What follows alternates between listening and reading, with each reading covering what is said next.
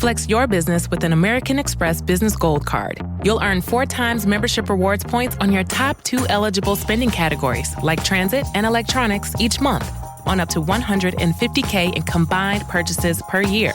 Plus, you can now earn 3 times membership rewards points on flights and prepaid hotels booked on AmexTravel.com. Terms and points cap apply. Learn more at americanexpress.com/business-gold. Amex Business Gold, built for business by American Express.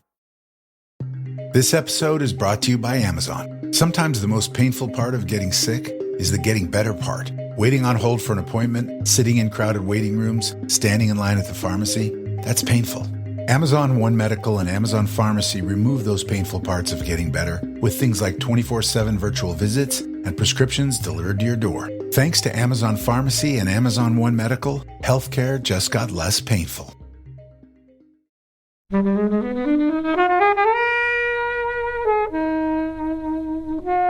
That movie was just like nothing you'd ever seen before. It's such a violent genre to choose, right? The gangster movie. If you replaced bullets for the splurge in Bugsy Malone, it would be more violent than Michael Cimino's Year of the Dragon. Splurge appears to be lethal, and I looked up what actually there is in Splurge, and now it makes sense. It contains whipped cream, very sugary, dog shit, Sunny Delight, and anthrax. So that's why it kills you, and that's why they're using it. That's a joke. I wrote that joke. I actually did love the bike with the feet wheels. Yeah. Feet wheels? You sure you weren't watching Wacky Racers?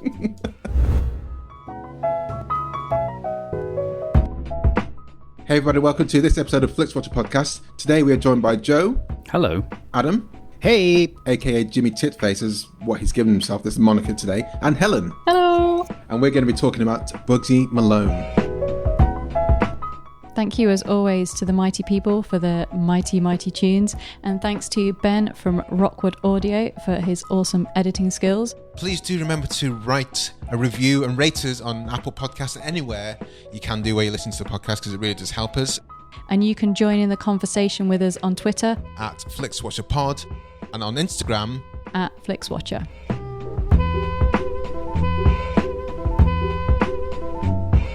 Hello film fans, welcome to this episode of Flixwatcher podcast. Joining us remotely today we have Adam and Joe. If you would please say hello to our listeners and tell them a little bit more about who you are and what you do, please. Hello listeners to Flixwatcher. My name's Adam Buxton. I've been on this podcast before, and I am currently a podcasting man. Sometimes think of myself as a comedian and writer, and in the olden days, well, and still, I was one half of award-winning 90s comedy duo Adam and Joe. Hello, listeners. My name's Joe Cornish. I am the other half of award-winning 90s comedy duo Adam and Joe, and I am now a writer-director type man of films. What films have you done, Joe Cornish? What films have I done? Yeah. I did Citizen Kane. Oh, I love that. Well done. And Star Wars. Oh, that's not so good. Which one? And all of them. And the 400 Blows. Boring. And Derek Jarman's Blue. Oh, that's like very that good. And I did Over the Hedge. That is the best one of the lot. That is an underrated peach. Well done. Thanks, man. Animation, right? Well, yes. We shot it live action, but then we had animation? Sorry, can I finish, please? We shot it live action, and then we had to draw over it because it wasn't right. Joe drew every frame of that by hand. Yeah, we shot it with live action, Bruce Willis and stuff, but just a lot of the clothes were wrong and some of the lines were better, so I just drew over it with squirrels. You won an Oscar for that one, didn't you? Yeah. Yes, I did. A lot of Pixar films, that's what happens. Well, they just throw a squirrel in it. Well, they intend to make them live action, but then it goes wrong. They just have to draw all over the frame. They go, oh, God, it's happened again. It's happened again. Listen, we can change what they're saying and the clothes. Just draw some kind of objects. Blue and pink furry bubble areas, and then it'll be fine. Yeah. Guys, it's great for you both to join us on the show. Like Adam said, you've joined us for a couple of episodes before, for What's Eating Nina Simone, the Nina Simone documentary, and The Squid and the Whale, way back when. Oh yeah, that's right. I was really winging it for Squid and the Whale. I don't think I even... Did you choose that, Adam? No. I had seen it. We were doing 2 episodes back to back. I had seen it, but I hadn't seen it for a long time, and I didn't get a chance to watch it just before we spoke. So if you listen back, it is the sound of a man badly bullshitting. That is my I think you covered favourite it quite film. well. Out of all the films with a small boy rubbing his semen against the spines of library books, that's my number. That comes in at number That's the top one. That's a genre, isn't it, on Netflix, I believe. There's too many, but that one does it best. So what are you guys up to at the moment? I mean, Adam, you've got your book out, which was delayed due to lockdown, but the audiobook seems to be doing well. Audiobook going gangbusters, but no one cares about that in the publishing world. As far as most people are concerned, my book is a dismal failure because it didn't make any charts in its hardback form. But Not as far as I'm concerned. No, exactly. I'm very pleased with it. It was a great success in the audiobook world, and I can't wait to actually get behind it and go out and read it to people this year. I hope that's going to happen. I just had an email today saying that you're going to be doing something in September. Is that... I hope so. I hope I'm going to resume the tour that was supposed to happen last year around about June or July or something, and then I'll be intermittently visiting the cities of the United Kingdom and having a great, great reading time. And Northern Ireland. Fingers crossed. Why don't the publishing people like audiobooks? Because they cost a lot of money. And well, they don't cost a lot of money when Buckles does them. I did them all here in my nutty room. And why don't they like audiobooks? Because they're way behind is the answer, I'm sorry to say. They feel as if it's not a serious medium.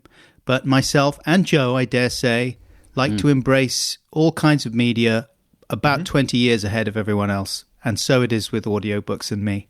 I think it's important to say that if you read the book, the hardback, but you haven't listened to the audiobook, there is the special Adam and Joe interview podcast at the end, isn't there? Yeah, exclusive 1 hour. I mean, it's crazy. What I did was I got the rule book, I tore it up, I threw it in the bin, and then I wrote a new rule book and tore that one up and threw it in the bin, and then we sort of sketched out a new rule book and worked off that. Then you reinvented the bin. That's right. And then I made a bin out of rule books, and then I popped the old bin in that bin. Oh.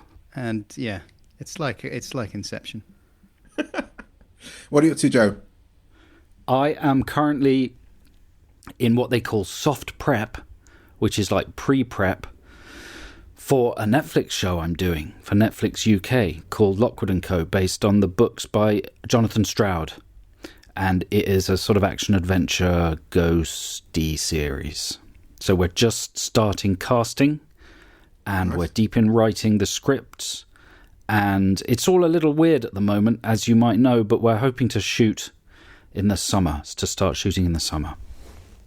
Yeah, how's that been for you guys during lockdown? Have you enjoyed this time off, or downtime, or family time? Downtime Abbey. I haven't enjoyed it, no. I think it's bad, and I want everything to go back to normal, the way it used to be.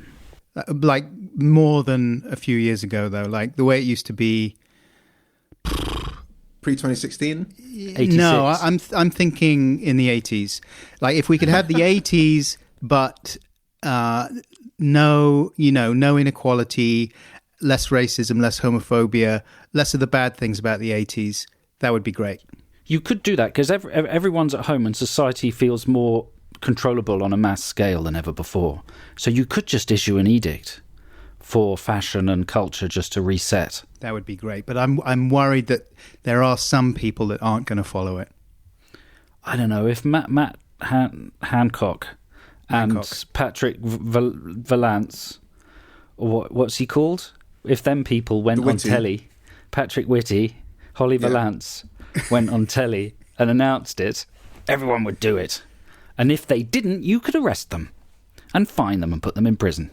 Yeah, good move. Let's do that. Political joke. Well, we are here today to talk about films, and we're talking about Bugsy Malone, which was your combined choice, guys.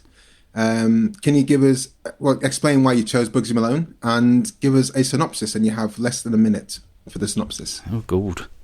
This is very strict. We're getting it together. This is, now we're going to go tight. I'm slightly turned on. You heard it first. Flixwatcher turned on Joe Cornish. No, I'm not. But Bugsy Malone is a sort of pastiche of 40s gangster movies. It was made in 1976, directed by Alan Parker. And the key thing to know is that the cast is entirely young people, aged between probably about 10 and 17. Right? And what's the story? It's like a classic gangster pastiche. There's two gangs, one led by Dandy Dan, the other one led by Fat Sam, and they're having a gang war, and entwined in their gang war is the feckless boxing promoter, happy-go-lucky grifter, suave and handsome. Everybody loves that man, Bugsy Malone. Right, Adam? Yeah, exactly. I'm just marvelling at your synopsis skills. That was very good. Well, that's not really the story. Female interest, that sounds very reductive, but is provided by Jodie Foster as Tallulah, a showgirl who sings in Fat Sam's speakeasy, and she's very glamorous, and she goes out with Fat Sam as well. But the person that Bugsy Malone falls for is a young wannabe starlet called Blousy Brown. Sounds like a loaf of bread, says Bugsy. Well, my name's Blousy Brown. And he says, well, that sounds like a stale loaf of bread. And that's the best line in the film, I think. Hey, that's not true. It's full of witty one-liners. That was one of the things that impressed me when I rewatched it. Okay. So when did you watch this first? I watched Bugsy Malone first. I must have been about 11, so it must have been around about 1980. And we saw it one weekend at school. I was at a boarding school for precocious little people. And on the weekends in the gym, to stop everyone crying from loneliness and separation trauma, they would project a film on the walls of the gymnasium. And one weekend it was Bugsy Malone. And it was just the most magical thing I could imagine, because it had these children in it. And actually, one of the criticisms that people make of the film is that the acting's not all that. And I think rewatching it, it reminded me that actually maybe that was one of the things that appealed to me about it, because it seemed amateurish. It seemed like they'd filmed a school production. I mean, they'd filmed it really well with great sets and cool guns and cars and stuff and amazing songs. But there was that amateur theatrical tone to it, which made me feel as an 11-year-old, wow, I could be in a film maybe. And it was thrilling.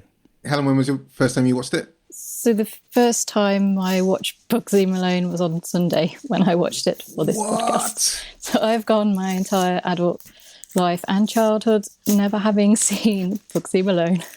I feel this is going to lean into the scorings a bit. I feel we may have some different vibes going on for this film. So yeah, I don't know how I'd missed it, but this. Helen, I can't wait. I need to hear your hot take.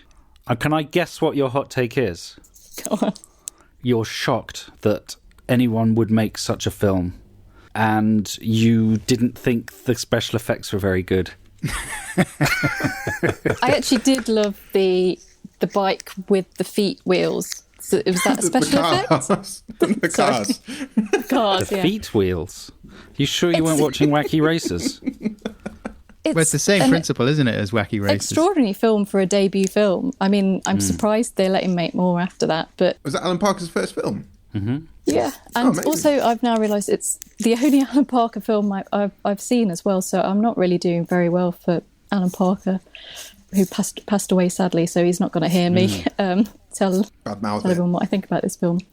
That doesn't sound good, does it? I don't know if it's his best film, but it's certainly the most sort of high concept. Alan Parker, apparently, when he went and did showings and festivals of his films, he would generally leave Bugsy Malone out because he felt that it just didn't sit very well with his other output. It was such an anomaly.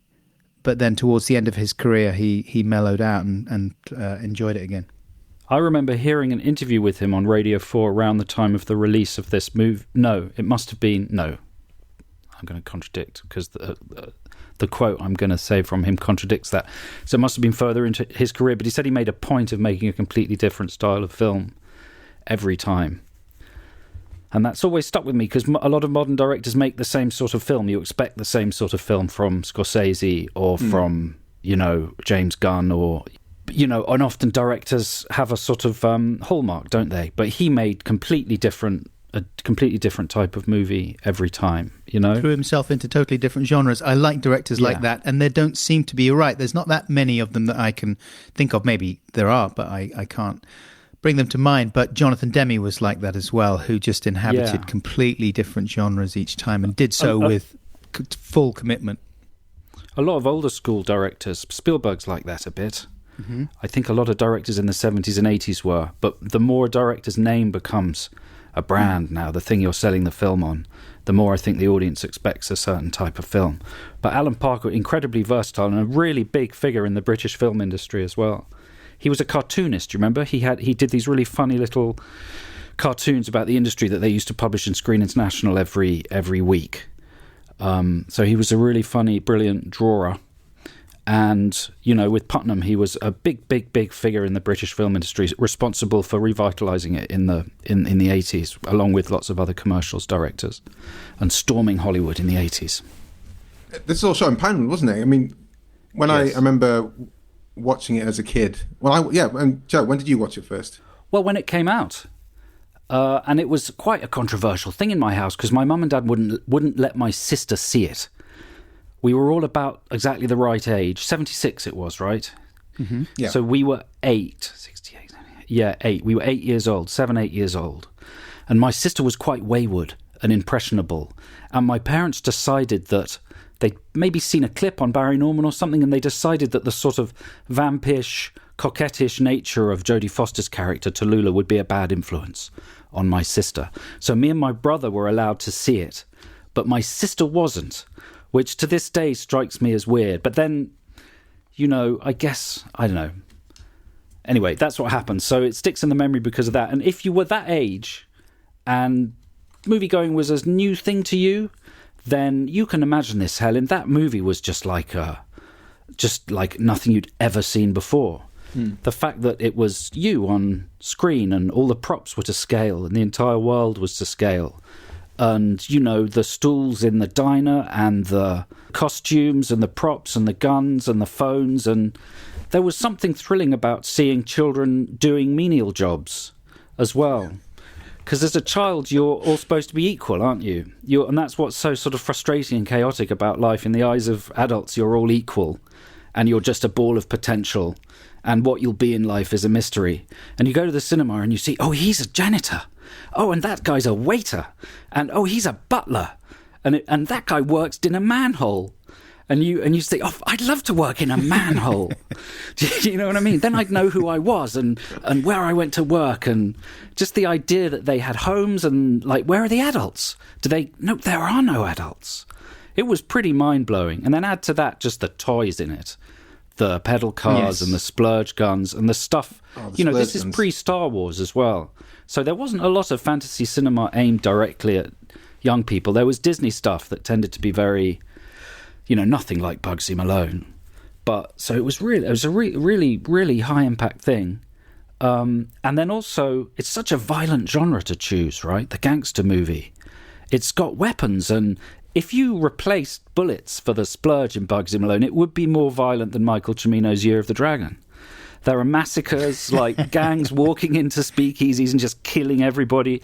People slammed up against the wall, a guy shot in the head. They kill all the reporters at the end. Killing all the children. Yeah. And it actually has splatter in it. The term splatter that you use for gore movies, which is about blood. It has splatter. It's just custard, not blood. So I think it's absolutely brilliant. And it was brilliant when I watched it this afternoon. And the other thing is it's such an amazingly clever combination of genres. It's a musical, it's slapstick. And these are all big genres in early cinema. Gangster movies, slapstick movies, musicals. And there was one other one. Child movies like The Little Rascals and Chaplin's The Kid and stuff like that. So it takes these 4 massive historical movie genres and squishes them together and turns them into something completely new. So you're wrong, Helen. You're wrong. You're wrong. You haven't even heard what Helen said yet. She might be going gangbusters on it. Well, I'm just trying to trying to preempt it. I think all films could be improved with a giant pie fight at the end, so... Yes. Sorry, Helen, I don't mean to... But it's fine. Joe very much brought back memories there of what was exciting about it, all the gear and the gadgets, and it was fun. I saw that Scott Baio, talking about the movie, said that it was great fun to shoot, and that for at least the first few weeks, they all just had a hoot, all these children running around the set on Pinewood. In between takes, they would find a pedal car and jump in it and cycle around as you would. The splurge guns were pretty fun, although the splurge guns apparently started out having wax pellets that were fired under high pressure, and they were quite dangerous and painful. So they changed them to ping pong balls, and then they would cut to a whipped cream impact. But then that was one thing I do remember being a little confused about as a youngster watching it for the first time, like the rules of logic for splurge, as opposed to cream pie. Like, splurge appears to be lethal, and I looked up what actually there is in splurge. It contains, and now it makes sense, it contains whipped cream, very sugary, dog shit, Sunny Delight, and anthrax. So that's why it kills you, and that's why they're using it. Anyway, the other weapon used... That's a joke. I wrote that joke. That's as well as... Sunny Delight wasn't around in 1927. I know. I was screwing around with the timeline. Was it the white dog shit as well? Is that what you're thinking there? Yeah, it's 80s white dog shit, yeah. Yeah, sure. And then they also have custard pies or just cream pies. Cream pies non-lethal. So those can be lobbed around with gay abandon and people will survive them. And then by the end, with the big fight in the speakeasy, and you give a little love and it all comes back to you, there's no rules. La, la, la, la, la, la, la. Yeah, some people are getting hit by splurge, and yeah, they're all fine. But there was that one guy who got hit by multiple custard pies by Dandy Dangan. His gang, he's the one that dropped the gun. He doesn't get the flour. Where's my flour, boss? Knuckles or noodles, maybe? But the other reason, I should say, the other reason that it holds a special place in my heart, and I think in Joe's heart, is that Joe suggested we do a production of Bugsy Malone 10 years after it was released at school, when we were at school in the 80s. And we were collaborating for the first time on short films and plays and things like that. And so we put on Bugsy Malone. And I remember Joe suggesting it and thinking, I had a tendency to be quite skeptical a lot of the time, and just to find the reasons that we couldn't do things. And so Joe was very good at just saying, no, it'll be fine, we'll do it and we'll fix all those problems. But I couldn't get my head around, how are you going to do a production of this as a school play that isn't totally lame? Because one of the most important aspects, okay, so you can have splurge guns, we'll figure something out. The pedal cars, you can kind of fudge all those things. But the thing that I thought would make the production completely impractical was the music. Because really, for me, the backbone of the film, the thing that tips it over into being a success rather than just a curiosity, is that music. The score by Paul Williams and those songs, which are like an album. It's my favorite type of musical songs. I don't like musical songs that are all like stage musicals where there's no discernible tune and people are just kind of talking or something. They're actual songs. It sounds like an album by a good band, as far as I'm concerned. And I thought, how are we gonna do justice to those? But it was an incredible success, and we absolutely smashed it. When I invited you guys onto Flixwatcher, I gave you the choice of, because I know you're busy guys and sometimes it's a bit of homework to come on the show. So I gave you the choice between Alien and Bugsy Malone, because they were two of the films that featured prominent in your book, Adam. And so it was interesting I knew the story that you just said there. I know who you played, but can you tell everyone who you played as? I was cast, because the backstory is that we had already done a play by that time, me and Joe. And we put on a play called Private Wars about three Vietnam vets recuperating in an army hospital. And we had to play these American Vietnam vets as little posh 16-year-old boys. But that had gone well. And I thought like, oh, I think I'm really quite a talented actor. And I might be like Robert De Niro. So when Joe said we're going to do Bugsy Malone, I was thinking, well, I'll probably be Bugsy because I'm the main guy. And Joe said, no, our friend Ben Walden's going to be Bugsy. You're going to be Fat Sam. And I was a little bit self-conscious about my body at that time and have been on and off throughout my life. And I just thought, you are Fat Sam shaming me with this casting and I don't appreciate it. I got into a bit of a sulk about it for a while, but then Joe pointed out to me that actually it's kind of the funniest part in the film, so, and the play. That sounds amazing. Did he get a song though? He gets, well, we screwed around with who gets to sing the songs a little bit. Right. So he gets Fat Sam's Grand Slam, Speakeasy. And actually, because we were worried about the standard of singing from our cast, myself, Joe, and our friend Ben would sing the songs because we thought we were so great at singing. Actually, Joe is a good singer, and I'm okay on occasion. And we would stand behind the curtain when the play was happening, and we'd kind of sing backup vocals to beef up the performance for the rest of the cast. But weirdly, that reflects the movie itself, where as soon as the kids' mouths open, adult voices come out, which I didn't remember at all, actually. And watching the film, it's very strange, but weirdly, it had never struck me before that was the case. It certainly never bothered me.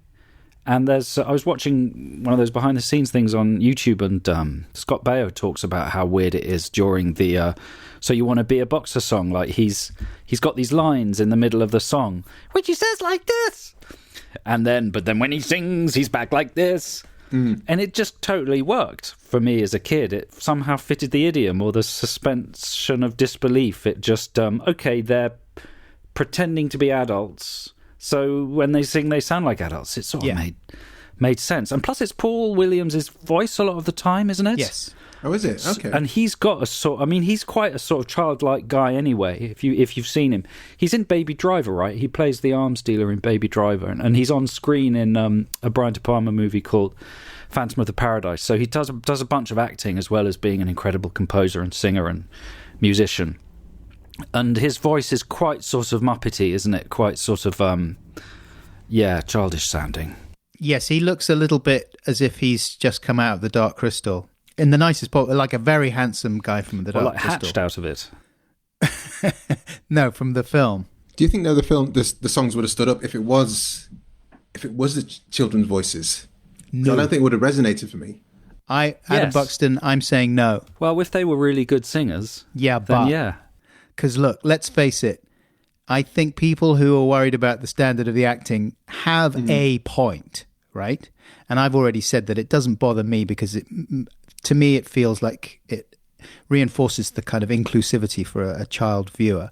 But those songs are really good. The fact that the songs are so good, that really kind of is an important sheen of goodness that the film really needs.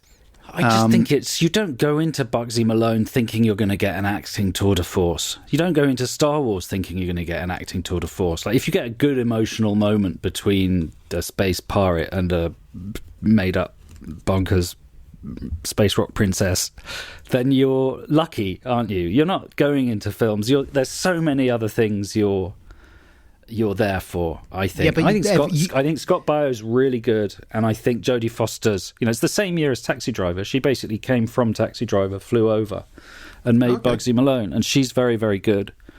The kid that plays Fat Shame Sam, he's pretty good. A lot of them are just playing themselves, right? They're like Brooklyn kids. Stop it. Stop that. Standout performance for me, apart from Jodie Foster, was Babyface, who I later found out is Dexter Fletcher. I was like, this kid's going to go far, and he did. That's right. Whose character was played by TV documentarian Louis Theroux in our production. Oh, really? That's right, yes. Yeah, Louis played a number of parts. Looney Bagosi and Babyface are two of them. He was supposed to be Dandy Dan, but then he dropped out about 3 weeks before we were supposed to actually do the production. It was a big deal because he was leaving it. We had to recast. He had to. We've only barely forgiven There him. were stories about it in Variety at the time. It was a big story in Variety. School play. I was going to say, I'm sorry, but I don't agree with you about the acting skills of Fat Sam, played by... Listen, that dude is genuinely in the mob now, Cassisi, so you're isn't going it? to get rubbed out. John Cassisi, yeah. Cast by Alan Parker when he visited a school in Brooklyn and asked... he went into a classroom and said, okay, who's the most disruptive pupil in the class? And everyone pointed at this guy at the back, John Cassisi. And he kind of put up his hands with a kind of, okay, you got me. Yeah, that's me. And so they cast him.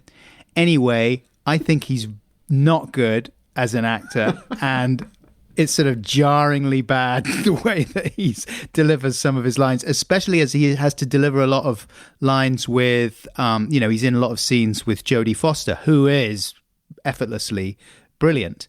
And so it really kind of shows up his limitations. This is like someone who's played Hamlet slagging off someone else who played Hamlet. That's right. And it's the sort of thing that professional actors just don't do. And you're doing it. Yeah, but I feel it's okay to slag off Cassisi because afterwards in his later life, he did a little more acting, but then he became the director of global construction for a company called Citigroup, and he got busted for bribery, and he was found guilty in 2012, sentenced to 2 to 6 years in prison. Hey, Fat Sam! That must have been a hard time in prison. Or do you think he got respect for being Fat Sam? Of course, to me that makes him an even better bit of casting. I'll tell you who Method Louis... acting. Exactly. He was being himself, which was precisely my point. Louis played Roxy Robinson. If it was raining brains... People said Roxy Robinson wouldn't even get wet, right? Isn't that the opening line of the film? He's the first guy to get killed, isn't he? Yeah, it's the first guy to get Someone splurged. called Pickett, Looney, Bugosi, and Shady. Right. You've obviously worked, Joe, with a lot of child actors. How does that compare to adult actors? And I know and that gives you a bit more insight compared to what Adam's talking about with maybe what makes a good actor. Yeah, I might be a bit more generous towards it because of that. I don't know. I've never had to deal with like every single actor. Well, that's not true. Like not 200. Like had something like 200 kids. Like even the background extras are all children. Never had to deal with that. But no, I think it's all about like the tone and spirit really, and I think it completely works. And I think all the different levels of acting are really good. And there is something weird about like there's just really something pleasurable about the waiter in the background of a scene. It'll be this gangly 14-year-old kid with his hair scraped back, holding a silver tray. And you'll think, oh, I know a guy at my school that's like that. And yeah, he's just like a waiter. I bet he'll end up being a waiter. You know, there's so much else going on other than the quality of the acting that, frankly, anybody who's criticised it would be an idiot. I'm getting at you, Adam. It's all about the songs for me, generally. And also, I mean, I saw it randomly. I think it must have been like a rainy day at school, and they just thought, let's wheel out. You know, schools used to have the TV on the wheels. Yeah, man. And they pulled it out, and suddenly there was this Bugsy Malone. I must have been like 8 or so, and I was just like, what is this? And it was the car bikes, it was the splurge guns, it was the singing, the dancing, and the fact they were adults with moustaches and stuff. And I just thought, this is the best thing ever. And I thought this was like, you know, when they sometimes used to do public announcement TV shows, I thought it was one of those initially they're going to bring out, but it was like the best thing ever. And I've loved it since then through till now. And I'm super surprised. You thought there was going to be like an educational message. Yeah, exactly. Because that's what happens when they bring out the TV on the wheels. The trolley TV is all about educational messages, how to cross the road, you know, don't talk to strangers. And this was, no, you can shoot people in the face with splurge guns. And I was like, where can we get splurge guns from? Is it something that can happen? And I'd like to get that as soon as possible. Yeah, I wanted a splurge gun. But you're right. For me, it comes back to the music and how instantly catchy it was. And when you think about the soundtrack, like in my mind, a good album has 3 songs you really like. It has to have at least 3 songs you really like, hopefully more, and the rest of them are maybe okay. But it's like if it's got 3 or 4 songs that you really love, that's a great album. The Bugsy Malone soundtrack has about 5 or 6 really great songs. You know, Fat Sam's Grand Slam, that's great. Bad Guys, amazing. My Name is Tallulah, very good. So You Want to Be a Boxer, amazing. And then You Give a Little Love is one of the best songs ever, and a kind of, probably a bit of an unfashionable message in 2021, unity and things like that. Also, you'd be unwise to, if you give a little love, the chances are there'll be an algorithm tracking where the love goes, and then you will slowly become radicalized by it. So you've got to be careful where you put your love. But what an amazing song, and it still brings a lump to my throat whenever I hear it. We had it, my wife and I played it at our wedding. I can't remember when in the wedding. I think it's during when the party's kind of fading at the end. But we had a big old sing-along with people there.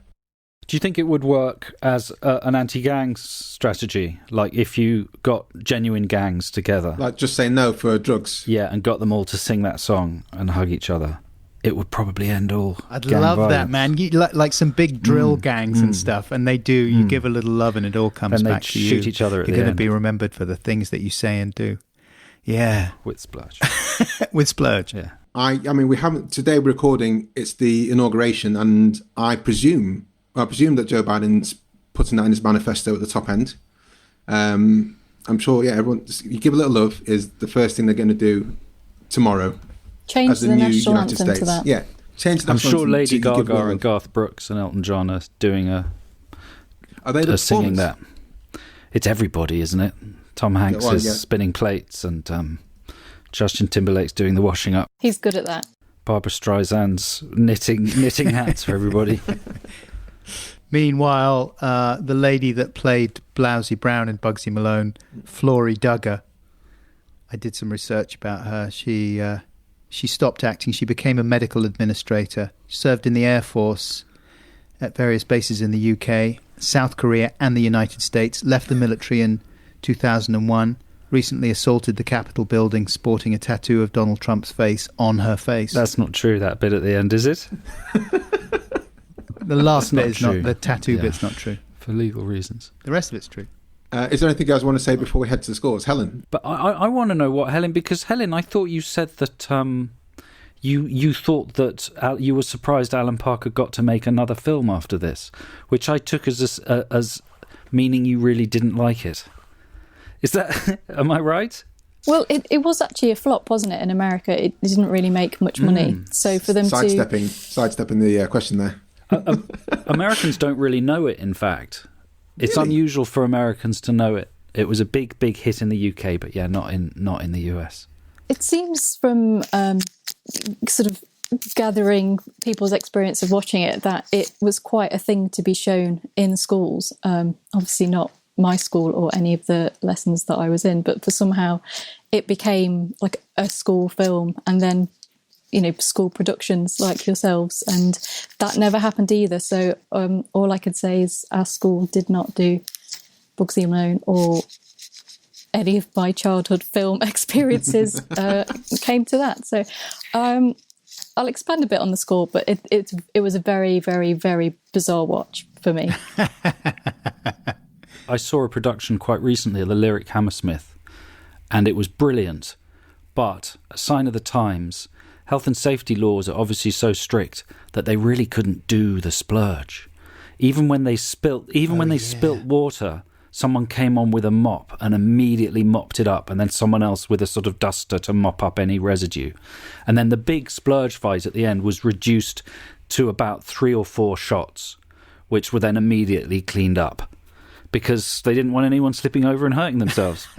It was really odd. So it is really a film of its time. And that was half the fun. Well, I mean, I remember somebody on the last night of our production deliberately, when my mouth was wide open, singing "You Give a Little Love," splurged me right in the mouth and nearly suffocating, having so much, because we didn't use whipped cream, did we? We used some sort of horrible, probably now illegal synthetic foam thing. And I had a gobful of it. we attached these spray cans of weird sort of expanding foam to the guns that we made, and we were just going nuts. Like, we'd been told by the teachers, because we did it more or less ourselves. We had some help from some of the groovy teachers, but this was Joe's masterpiece idea to, like, let's do this, and I kind of helped out and did acting and bits and pieces. But we were really doing it ourselves. And the teachers said, be careful with this splurge stuff. Like, you're doing it in the Great Hall, so you're not allowed to get it on the kind of 500-year-old carvings up in the corner that Queen Elizabeth I did herself. I don't know. Victoria. I'm making up queens. And we we went nuts, and we were sliding around. We sprayed everything. There's probably still splurge stains in the Great Hall at Westminster. Can I say one more? Can I ask one more question? When Tallulah, during her song "My Name Is Tallulah," do you remember the bit where she leans against the wall and sort of stretches her arms up, and she sings, something like "No one south of Texas is going to treat you finer. Tallulah got her training in North Carolina." No, south of heaven. Right, no one south of heaven's going to treat you finer. Tallulah got her training in North Carolina. She sings that twice. What does that mean? What happens in North Carolina? What are they training you to do? Helen, what did you take from that? I can't remember the lyrics that much. Tallulah had a training in North Carolina. I was reading though that Jodie Foster was really upset with what they did to her hair. Apparently, they told her it was going to be a light rinse, and they bleached her hair, and she was quite upset by it all. But she's great. That's the only bit that is weird for me now, watching it back. The Tallulah bit. Yeah, that feels like a little bit 1976. Mm. Yeah, you wouldn't do that. You wouldn't have that. You wouldn't do that now, would you? Yeah. Well, you wouldn't do the whole thing now. I mean, there's all sorts of things. Because I'm surprised, because it could have been a franchise. They could have done a big sci-fi movie. They could have done like a stalk and slash horror movie. They could have had all kinds of different genres with all kid casts. Could have been a big money spinner. Good idea. The one thing I would have done that they didn't do is had everyone smoke. It being 1976. Like, they do everything else. They do romance, guns, they do the drinking. all the taboos. They drink, yeah, but I would have liked to have seen those kids smoking. And swearing heavily as well, like really obscene. Nothing to stop remakes of films with all kids now. You could make some classic remakes, some current films all with kids. Yeah. It's a possibility. There's a couple of music videos that riff on it, right? Edgar Wright did a brilliant Blue Tones video, which riffs on Bugsy Malone. And then the Spike Jonze Sky's the Limit video for Notorious B.I.G. is very Bugsy Malone. Equally inappropriate in places. So it has had some cultural influence. Yeah, in the States. Oh, yeah. I don't know. I'm surprised it wasn't that big. Because when Scott Baio was in it, where was he in Happy Days at that point? He hadn't joined the cast. Okay. He joined the Happy Days cast in 77. He's now very right-wing, isn't he, Scott Baio? Yeah. Is he? So he's probably quite sad today. I was interested to find out that he and Jodie Foster got on very well. And according to him, they had a snog in the Holiday Inn in Slough. Really?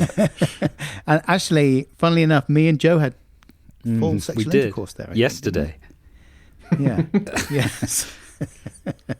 It's a very sexy hotel. Before we go to the scores, guys, one of the things I love most about your show, the Adam and Joe Show, which is available on More 4 as we speak, the toy spoofs. I would say, can I just jump in and say, don't worry about More 4. I would direct you to Wow Presents Plus.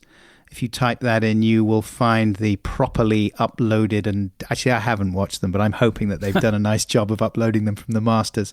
But it's the production company that we made the show for, World of Wonder, and they've uploaded all 4 series to Wow Presents Plus. Go to Wow Presents Plus, guys, and watch the Adam and Joe Show there. But the toy spoofs you guys did was one of my favourite parts of your show each week. In the past 20 years, have you thought of films that you think that I could do a great toy version of that one? Yeah, all of them, really. Well, I watched... Sorry, Adam. Yeah, the other day I was watching TV and Good Will Hunting came on, and I thought, why didn't we do this? This is just absolutely perfect. And I can't remember why, because the timing was about right. I think Good Will Hunting came out mid-90s or something, just before we started doing the Adam and Joe Show.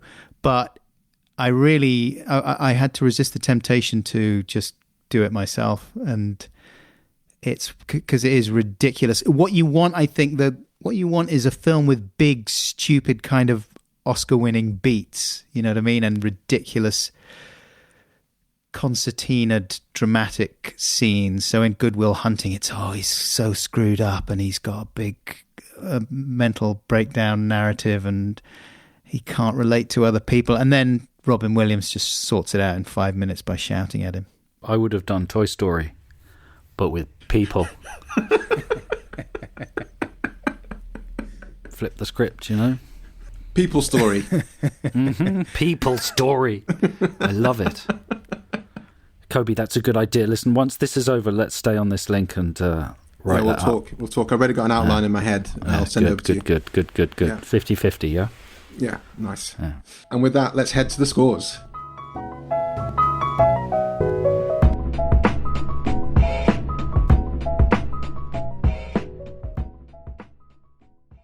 I'm Sam Clements, host of the 90 Minutes or Less Film Festival, another podcast in the Stripped Media family, a podcast that celebrates movies under 90 minutes long. Each episode, I'm joined by a special guest who selects a movie to join our prestigious lineup. Past guests have come from the worlds of film, television, music, food, comedy, and podcasting. Search for us now on the app you're currently listening to this podcast, or join us at 90minfilmfest.com.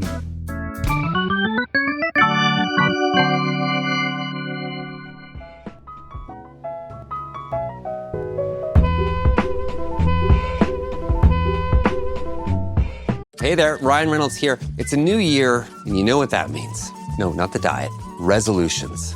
A way for us all to try and do a little bit better than we did last year. And my resolution, unlike big wireless, is to not be a raging and raise the price of wireless on you every chance I get. Give it a try at mintmobile.com/switch.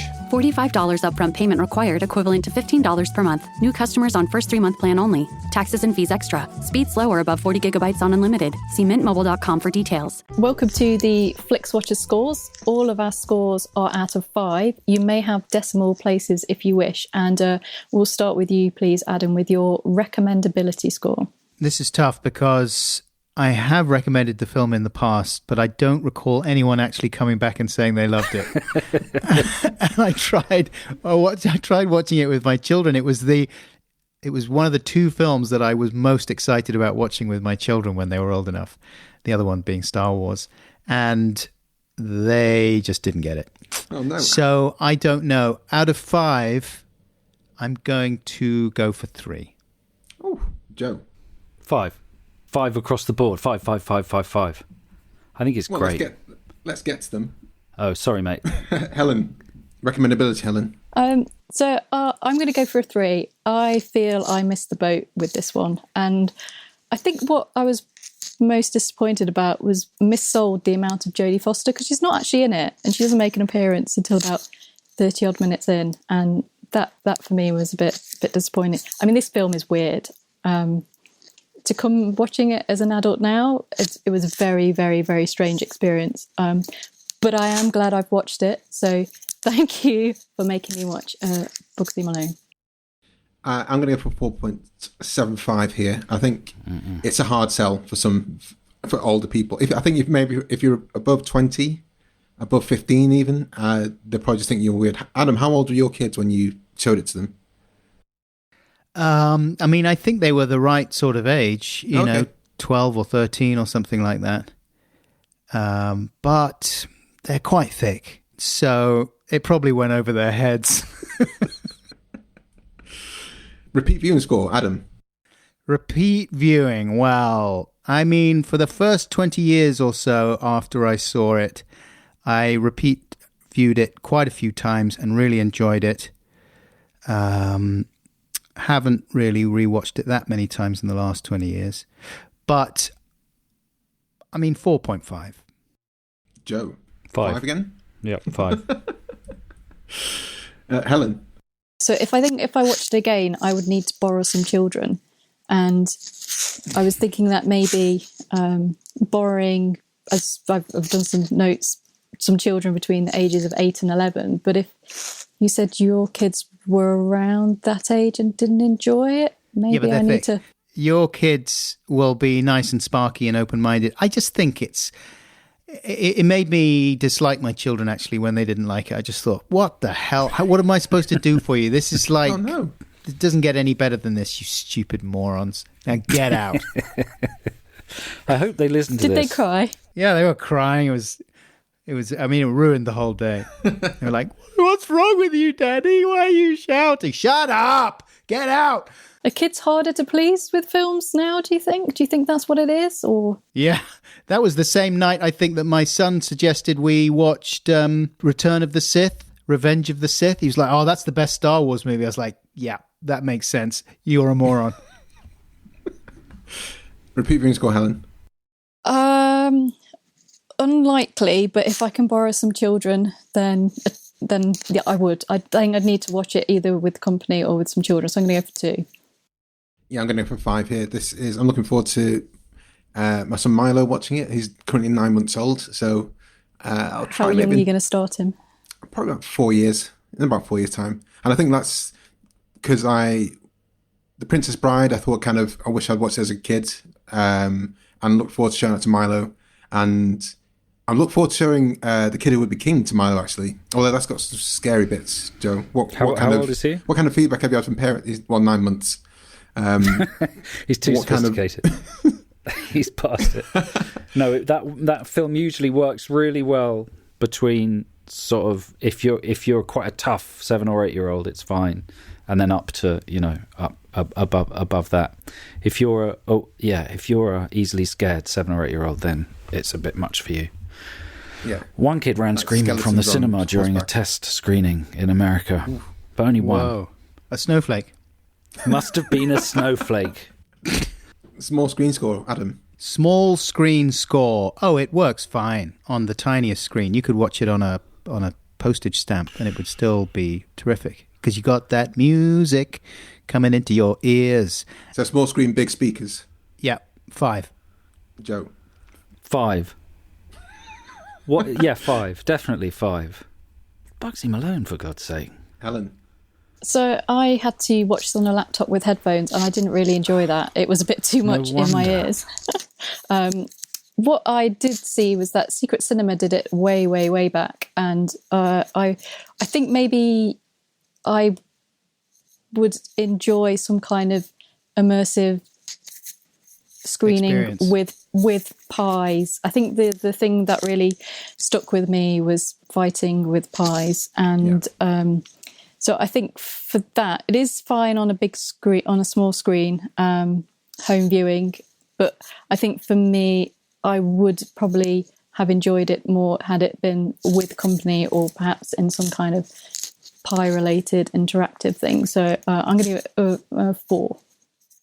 I'm going to go 4.9 here because I would like to see it in when the Prince Charles reopens and they do the sing-along screenings. I'd like to go and see it then with other people, but otherwise it would work absolutely Do those fantastic. have pies? I'm sure. Well, if you go and watch The Room, there people throw spoons. There's pie shops nearby.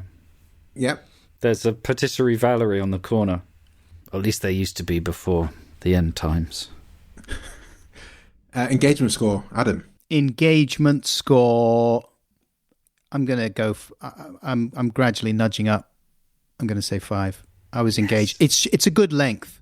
It's not over 90 minutes, and that to me is half the battle won already. You should. Are you aware of a? Well, I know Joe's been on this podcast, the 90 Minutes or Less Film Fest. It sounds like a perfect podcast for you to join. Yeah, anything over 90 minutes is a grotesque waste of everybody's time. Do you want my score? I'm ready when you are. Yes, please. Is it 5? It's 5. 5. I can tell you later if you want, but I am ready now. 5. Helen. I thought about it. Yeah, I wasn't massively engaged, and I did do a fair. I really enjoyed reading all of the trivia and all of the strange, weird things that the kids got up to while they were filming it. In fact, I think I would probably have enjoyed watching kind of a making of more than the actual film. A 3, sorry. Yeah, and I'm going to go for 5, and that gives us an overall score of 4.32188 decent. Very good. Pretty high, Yes, absolutely. even with my low scores. What do you do with these very scientific scores? We have a scoreboard. So if you go to flixwatcher.tv/scoreboard, Really? we have a list which you can sort by score. What's at number one? Ricky Gervais's film debut.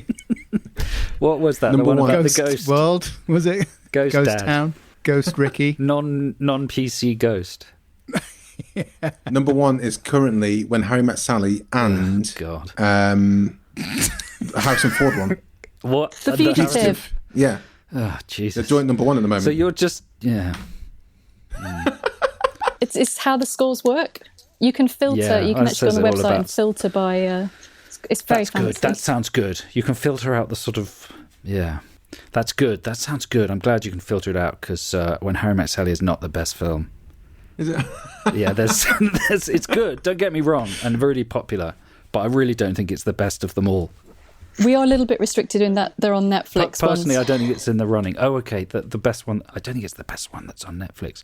Rocks is really good. Have you watched Rocks? Rocks is amazing. It's amazing. Yeah, someone wants to come Have you on seen that, and Adam? pick Rocks. No, that's on my list. I want to see that one.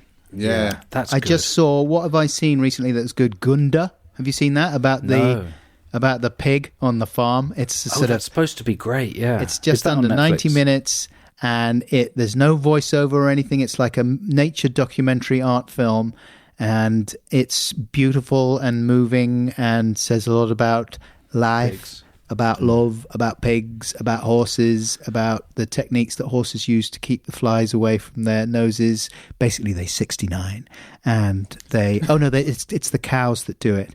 So they stand end to end, and okay. they swish the flies out of the other cow's Really? 5. nose. Yeah, it's quite good.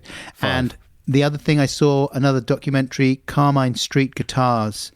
So beautiful, relaxing for a man of a certain age. It was just it's glorious. About It's a no When Harry bespoke Met guitar Sally. shop in New York, and they make these beautiful guitars, artisan guitars, and music people come in and play on the guitars and tell stories and sing Does songs. anyone fake an so orgasm wonderful. and does someone else say, I'll have what she's had? Yes, I did. While I Did was you? watching it. Good. We're just going to head to Twitter before we leave, guys, and do follow us, anyone who's listening. We are at FlixWatcherPod on Twitter, and the main reason to follow us is because we put a little shout out before we record, and in this case, put the little tweet saying we're reviewing Bugsy Malone with Adam and Joe. Have you seen it? Give us your thoughts and your score out of 5 stars for an on-air shout out on Flixwatcher. And also, this is probably the first episode since we joined Letterboxd, which we are at Flixwatcher. Are you guys on Letterboxd at all, Adam and Joe? Do you track your films you watch and tell I the look world? at it. I'm not registered to it, but I look at it. It's really comprehensive, isn't it? Pretty much every film ever It made, is. you'll find some opinions on. It was a really useful resource. I don't really do any social media anymore. Very seldom look at it. I joined because I can't remember what I watched last week, let alone in the year, and it was quite useful to start logging. And it's Start good looking at films if you you watch. like a particular film. They're quite intelligent people on it who write quite articulately. Well, comparatively speaking, compared to IMDb, Like for IMDb, instance. yeah. Yeah, and then you people group movies. So, like, if you want to look at really good, like Teen Rebellion films or something, you can find amazing lists, really comprehensive lists. One of our friends has got a list on there, which is films in which a helicopter explodes. All of them. That happens in all films, All the best doesn't it? ones. Either it So happens, it happens on when Harry screen Met Sally or after it's the orgasm implied. scene, wasn't it? Yeah, Good Will Hunting, that there's a happens exploding behind the helicopter. building in When Harry Met Sally. You can just dimly hear it. While she's faking an orgasm. Have you guys got Twitter up by any chance? Yes. We've got quite a few responses, and if you just read out a few of your favourite ones, and Helen as well, and I don't know if Joe, you've got some. I do. Fantastic. Do you want to pick one, Adam? Gwen Weir says, I remember seeing it with my man and my younger brother. She has a man. She's just got a man that she has. And when we came out of the cinema, my brother said, well, that was a waste of cream cakes. No score. Her brother's a smart ass. Yeah. He does have a very smart ass. He's got a little shirt and tie on the back of his trousers. Chris Olden says, I watched it relentlessly as a kid. It was a world I wanted to live in. The cars, the splat guns, baby face, green stuff, bracket, not cabbages. What is that a reference to? The songs are still amazing. 5. Chris Olden's a man after my own heart. What's he referring to when he says green stuff, brackets, not cabbages? Was he smoking weed while he watched it? The sarsaparilla. Cabbages. That just makes me think of Cracker Jack, when they played that game where you had to hold Balance as many the items cabbages. as you could. Yeah, but he says and then not they would- cabbages.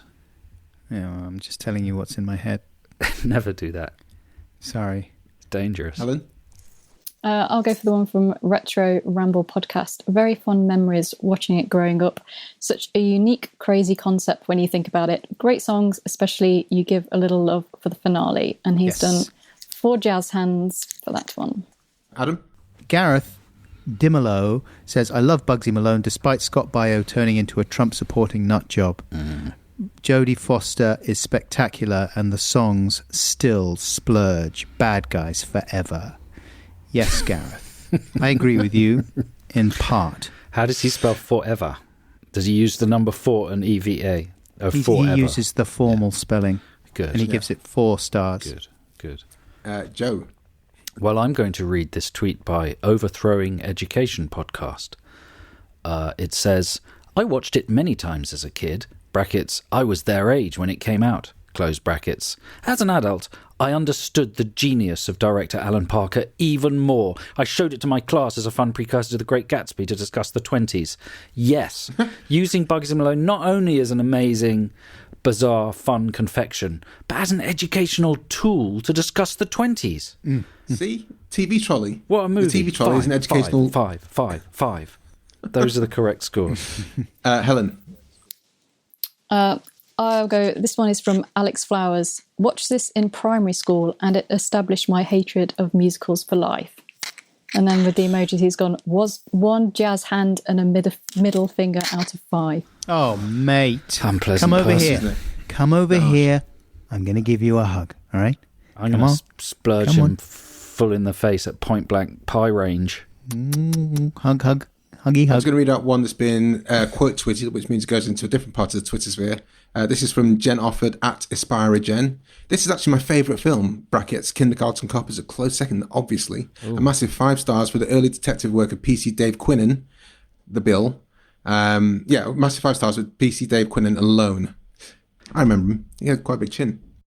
I could sing you the theme, but I don't know who PC Dave Quinnen is. That's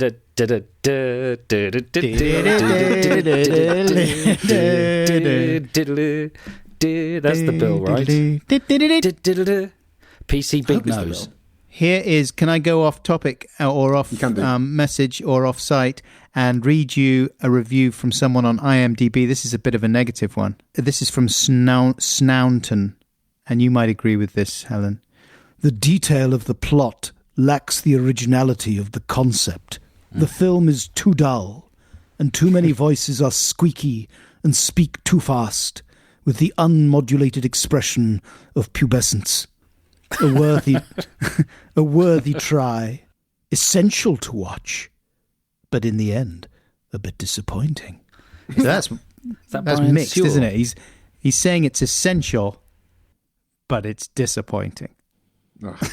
Well, my favourite letterbox review for this, because I enjoy reading user reviews, was what the fuck and also why the fuck. You're picking the negative ones here, guys. Trying to be balanced.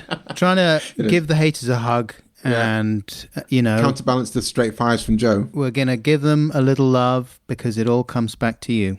And that's how we finish. Can you give us, let the guys know where they can find your podcasts and your films, guys, and we'll say goodbye to everyone listening. I'm going to tell you that you can find Joe's films anywhere that does films. Just type in Joe and films, and there they are. There you go. And I'm going to tell you can find Adam's podcasts on all good podcast platforms, including a Podbot and Castaway and Earfun and Yak House. All of them. Yuck House. That's Yak just made House. up. Yak House. Mumble Mansion. Mumble Madge Is that Madonna's new podcast platform? Her and what's the woman that makes all the mumblecore films? Who's in Girls? What's she called? Lena Dunham and Greta Gerwig and Madonna have set up a podcast platform called Mumble Match. Is that true? I said Mumble Mansion. I'm sorry. I misheard. But they all live in Mumble Mansion. Guys, thank you so much for joining. It's been great fun. I've enjoyed rewatching Bugsy Malone for the umpteenth time, and we'll continue to watch it again. So, cheers! Thank you so much. Thank you, Helen. Thank you, Kobi. Good to see you all. Cheers, Joe. See you guys. Bye. Enjoyed this episode of Flixwatcher podcast? Why not leave us a 5-star review on iTunes? You can also follow us at FlixWatcherPod on Twitter, and we're at FlixWatcher on Instagram. Thanks as always to the mighty people for their mighty, mighty tunes, and Ben from Rockwood Audio for his awesome editing skills. If you're looking to get your podcast edited as sweet as this, get in touch with Ben, and that's Rockwood, ROKK Wood Audio. Tell them Flixwatcher sent you.